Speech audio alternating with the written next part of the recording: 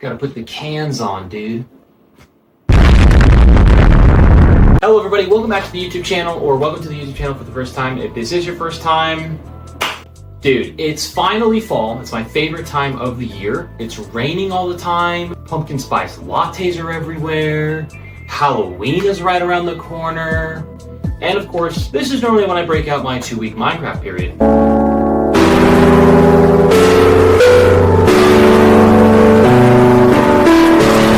But this year, I didn't want to play Minecraft again for 2 weeks. So I've done it countless times. So instead, I decided to visit a different cozy game. Something completely different. Something I've wanted to play for a long time, but haven't. That game is Fable.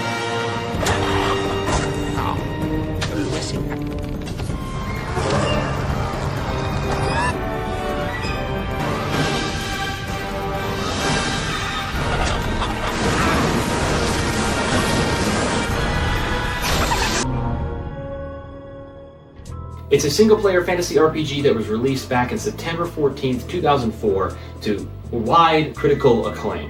And it's been considered a cult classic for a long time, and I don't know how I never played it, but somehow I have not touched Fable. I've wanted to play it for a long time. Not only did I play it, but I also beat it. And so this is my opinion on the game. Is it worth revisiting in 2025? What are the pros? What are the cons? What is my opinion of it? Doesn't really matter, but I'm gonna give it to you anyway because you're watching my video, so. Upon starting the game, you have to select the difficulty, either heroic or chicken. I chose chicken because I'm not trying to be a sweat, even though I absolutely could handle heroic. Trust me. The game then opens with an intro explaining you are a boy destined for greatness, and you long for more. You hear that, girls? Fable's a boys' game. Only boys can be great. The game then starts a tutorial, which is not skippable, by the way. You have to do this, and it's not short by any means. Your father tells you that you must get your sister a birthday present and finds out you forgot, like the little forgetful great boy that you are. I'm a great boy. That's why I forgot my sister's present. Yeah, maybe if she was great like me, I remember something so small. Your father then explains if you do good deeds around town, he'll reward you with gold to buy your sister a present, and sets you off to do those good old deeds. But I'm not about that. If a game lets me be evil, I'm gonna test it to its limits. So I sought out to be as evil as I could, starting with this little girl that I met.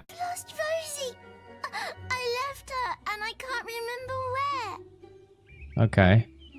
Her stuffing needs changing today, and I can't find Her stuffing? Please help.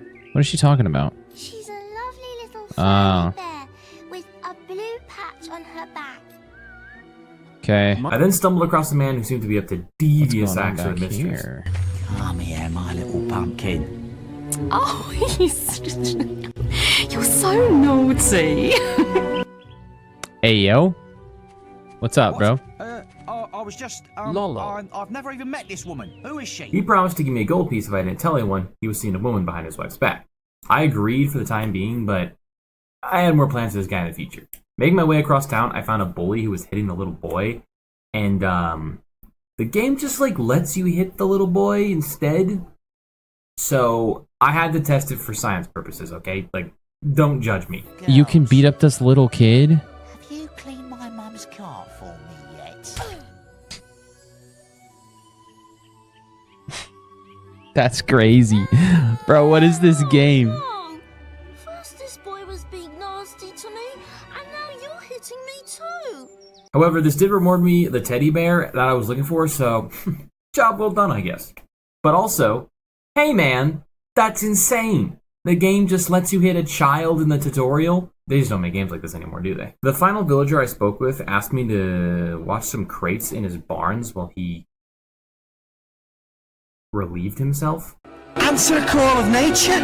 I agreed, but then I was told by this little boy that I had the choice to destroy his belongings instead. In these warehouses might have stuff in them. Quick, while he's away, smash his barrels up and see what's inside. Which I also tested for science purposes, okay? I mean, I had to for the video, you know? The baddest.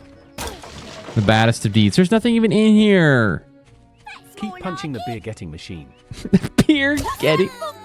The beer getting machine is crazy. However, I must have not destroyed them all in the allotted time because I was rewarded good points and he didn't even get mad. I returned the teddy bear and then was approached by the town guards telling me that there will be bigger consequences for my actions in the future. It's interesting that during the tutorial you're given the option to do good deeds or bad deeds, but there's no punishment for doing the bad deeds. They just kind of tell you, like, hey, don't do that. Stop right there, criminal scum. Nobody breaks the law on my watch. Like, what? And also, the dialogue that the NPCs have definitely push you to be good, which I find very interesting. But the thought of there being absolutely no consequences is kind of insane. Hey, I'm robbing this bank, everybody get down. I'm robbing this bank. That's right, everybody on the ground. I'm robbing this bank. Hey, I'm the guards. Stop that. Okay, you caught me. Am I gonna go to jail? No. What are you gonna do? Are you gonna arrest me, or am I gonna get thrown in prison or have a trial? What are you gonna do to me?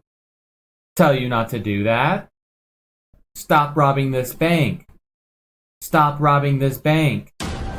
Come on. Hey, stop We're robbing taking all this this money, bank. boys. There's Guys, no consequences. Stop robbing this bank. Stop robbing the bank. Guys, stop it. What are you gonna do? Throw me in jail? No, but I'm gonna tell you to stop robbing this bank. Stop robbing this bank! Anyway, back to the video. I then found the wife of the husband who was having the affair, and I decided to tell her the truth because the thought of agreeing to not saying anything and then getting paid for it and immediately saying something just cracks me up, man. Hey, everybody, this guy's cheating. This guy's cheating. Hey, you're a cheater. You're a cheater. Hey, man, like, calm down, okay? I'm trying to keep this on the down low. Can you, like, stop yelling that? Like, here, look. Here's some money. Just shut up, okay? Stop talking about that, okay? Hey, everybody, this guy's a cheater. Hey, he's a cheater. Aw, man, come on, dude. Following her to the spot as well is also well worth it because you can kind of see your actions play out. Filthy swine! I ought to chop them right off. Don't Yo, me anymore. that's crazy. I was right about you. And it was at this point that I knew this was going to be a really fun game. Returning to my dad, he tells me how disappointed he is in my actions. My word. So, here's the gold for your good deeds. Thank you. But if you think that I'll turn a blind eye to your mischief, you're very wrong. But like a pushover, he just gives me the gold anyway. So, hey, Dad, do you know the difference between right or wrong? I then make my way down to the market where I talk to a man with the biggest mustache I've ever seen. I mean, you could probably play X Games off for this guy's mustache. Taking the gift to my sister, she tells me she's been dreaming about me. Hey, so, this isn't the South, sis. I put the new forges on the jank. The village immediately gets raided by bandits, and my sister yells for me to hide. And being the smart little boy that I am, I hide behind the fence with the largest gaps in it I've ever seen. Like, that's not even a fence, dude. It's like 2 poles. Huh? The village of Oakfield gets burned to the ground and my family slaughtered. But hey, good thing I hid behind that fence, right? Man, if they saw me, that would have been me, dude. We are then introduced to Maze, the Obi-Wan Kenobi of the game. He tells you there is nothing for me in Oakvale and that I must come with him to his guild of heroes. After a good night's rest, I'm introduced to my fellow student, Whisper. It's time to wake up. You must be my roommate. Oh, that's her name? Uh-huh. This is when the tutorial teaches you the art of combat by having you hit a dummy with a stick. I want you to hit that dummy as hard as you can. I'm pretty good. Here, try with this. Oh, I get my first weapon? A stick? Not even like a sword? I get a stick? After proving your skill with the twig, I'm sent to the forest to slay a few beetles. I need somebody. After killing the bugs, I can leave my childhood behind and become a teenager. Teenager? I hardly know her. Alright, that was a bad joke. This part of the tutorial teaches you how to dodge and use the bow and magic powers of the game. The magic system of the game is great. You hold down the right trigger, select which spell you want to use, and normally it locks on your enemy, making aiming very easily. And it normally locks on your enemy, making aiming very easy, since it feels like the rest of the controls for this game were designed by an ape.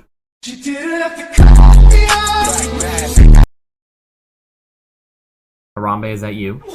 However, the archery of this game is god-awful, and I barely use it throughout my whole playthrough. In fact, I'd literally go out of my way to not use it. That's how little I enjoyed it. It has 2 ways you can use it. You can either press the button and hope your arrows hit, or you can aim down the barrel of the bow, and the free aiming, which is even worse, to be honest. You click the right thumbstick and it's got a floating pointer, and it's all kinds of horrible design, and honestly the archery in this game is just not fun. After completing both the combat tasks, I explored the grounds a little bit and found this talking door. These are known as demon doors and play an important role in the game. Essentially, each one of these doors you come across has a task that you have to complete to enter the door, and I just didn't have the item I needed to get in. I'll talk more about them later in the video, but for now I was unable to get into this one. That about wrapped up my teen years, and I could finally become a rent-paying, job-working adult. My first task as an adult was to fight Maze in a one-on-one fight, using all the skills I've learned thus far while he stood there and took it. Fight me! Come on! Fight me! You little wimp! You little weasel! Come on! Fight me! Yeah! I'm gonna fight you! I'm gonna use all my skills that I've learned thus far.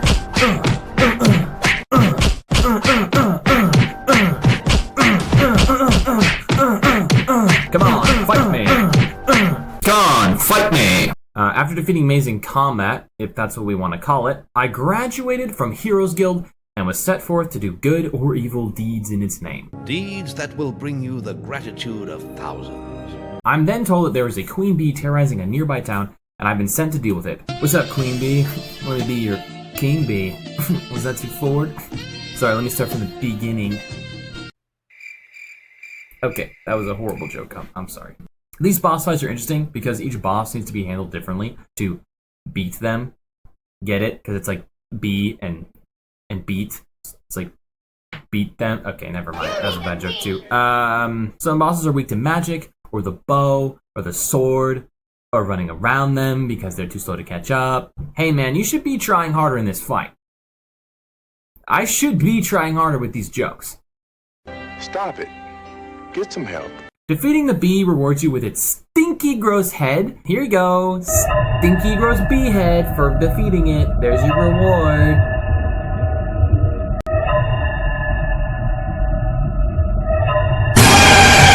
I still don't know what you do with these heads, to be honest. From what I've gathered, you can boast with the trophy head and redo quests with a challenge essentially connected to it. And then if you can complete that quest, you get like extra XP and gold and whatnot. But honestly, I never did this my entire playthrough, so it's clearly not that necessary. It kind of feels like a New Game Plus style mechanic. If you know what these boasting thing is in Fable 1, let me know in the comments down below. I never did it, so the game doesn't really tell you either. So just, do I need to go redo these? Like, are these important? I don't know. Let me know. Making my way to the nearest town of Bowerstone, I ran into this beggar. Beggar? I hardly know her. Talking to him, you learn that he's being harassed by this random dude, and it's up to me to get rid of him. And so, I do the only thing I know to do in this situation. I crap my pants. Can I just keep farting? Ah, you're as bad as that stinking beggar. I hardly know her. That's right. Bully got you down? Just crap your pants. The dominance you will assert will have him running in fear. Ew. Or from the stench. Probably the stench. Once in town, there's a lot this game lets you do. You can buy drinks in the tavern. You can get the bartender drunk. You can play cards and lose all your money due to your poor memory. 6, 7. I forgot to mention, but everything I just recapped was just the tutorial. Yeah, everything in the last 10-minute segment, yeah, that's all just the game teaching you its mechanics. It's only now that the game really opens up to you, and oh boy. There's not much to say about the rest of the story, honestly. You go do quests, uncover the fact that some of your family didn't die when those bandits raided the village, so you reunite with them, only to have them all die except your sister, which you have the option to spare, which I did because...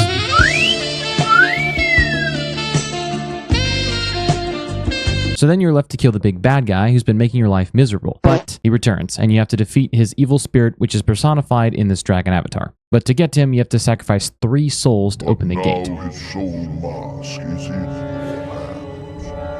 You must use it to feed the Archon's shrine and open the gate. After defeating Jack of Blades for the second time, that's the main bad guy, by the way, you get to decide whether to let his spirit take over your body, or if his spirit dies. And that's the end. That's the end of the story. Of course, to get through all of that, you're going to need to choose your playstyle. Like I mentioned earlier, there are 3 main ones. Using melee weapons and bludgeoning enemies to death. The bow, which just sucks. Or my favorite, the magic, which is the most interesting due to the amount of spells you can use. There's Fireball and Lightning, which are the more basic ones, but there's also Slow Time, which just lets you run past 80% of this game, or my favorite, the Dark Ritual, which lets you fry everyone in the vicinity into burnt little crisps. You can Hulk out, you can Force Blast, you can Summon. Honestly, the list goes on. Regardless of what playstyle you choose, though, all of these skills work the same.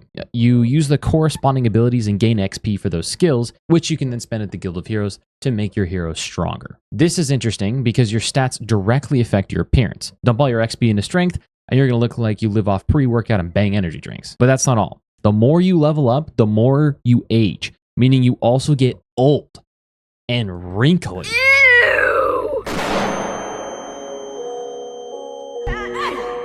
Of course, there are other ways you can change your appearance as well. You can visit the barbershop in town and get the most popular cuts. Doing these things will affect how others view you. That's right, this game has an attractiveness meter. And if you fill this bad boy all the way up, the ladies and the men will come swooning at your feet. You're so naughty. Most of these choices don't make sense. That's why you should always ask yourself, what would a British woman find attractive? That brings me to my next point, the villagers of Fable. I've talked about them briefly in other segments of this video, but they are absolutely insane, dude. Clearly, the developers were inspired to make the world of Albion exactly like real-life Britain, down to the iconic British smile. Everyone in this game talks with a stereotypical British accent. Man, I think fairies have burrowed their way into my gums. What? Unless they are part of a cult. Welcome to the Temple of Light. In which they will call you whatever title you adorn. What does chicken chaser mean? Which is pretty cool the first time you hear it, and then it quickly gets annoying because they will just repeat these things until the end of time.